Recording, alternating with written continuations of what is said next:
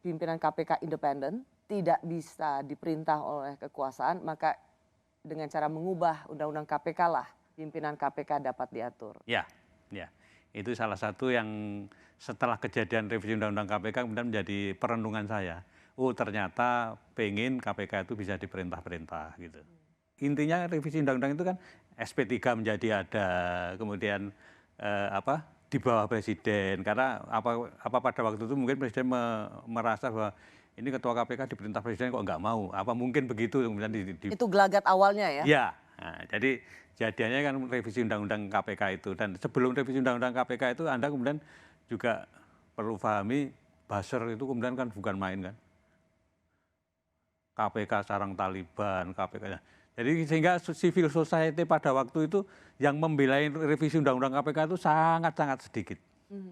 Teman-teman saya seperti Pak Imam Prasojo apa itu nggak datang tuh kalau waktu itu karena tidak sebanyak waktu membela cicak buaya. Sebenarnya pada waktu cicak buaya karena merasa ini KPK sudah seperti Taliban seolah-olah omongannya buzzer itu betul gitu. Jadi revisi Undang-Undang KPK kemudian terjadi. Setelah itu bagaimana relasi Pak Agus dan pimpinan KPK lainnya dengan istana? Pada waktu revisi Undang-Undang KPK semua orang mungkin tahu pengen ketemu nggak diizinkan. Bahkan bukan hanya ketemu presiden, ya, ketemu Menteri Kumham saja tidak diizinkan.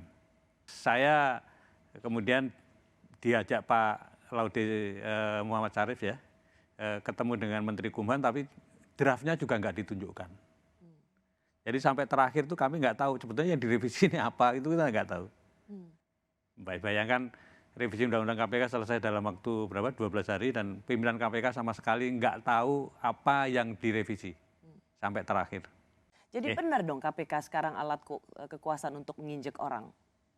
Ya bisa jadi itu loh. Apakah pimpinan KPK yang sekarang masih punya tabungan moral untuk dipercaya? Atau mereka semua harusnya diganti? Memulai dari awal. Dan memulai dari awal pun juga perlu kita pikirkan independensi KPK mau dikembalikan atau tidak, ya kan?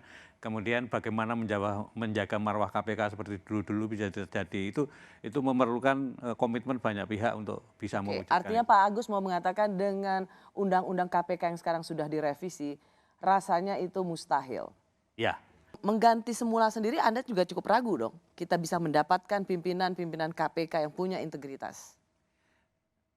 Saya kok masih optimis kalau itu, asalkan ya itu tadi panselnya betul-betul orang yang terpilih, orang yang benar, karena seperti kejadian yang tahun 2015 pada waktu panselnya benar kan kemudian juga ternyata masih bisa muncul orang-orang yang cacatnya tidak terlalu banyak gitu.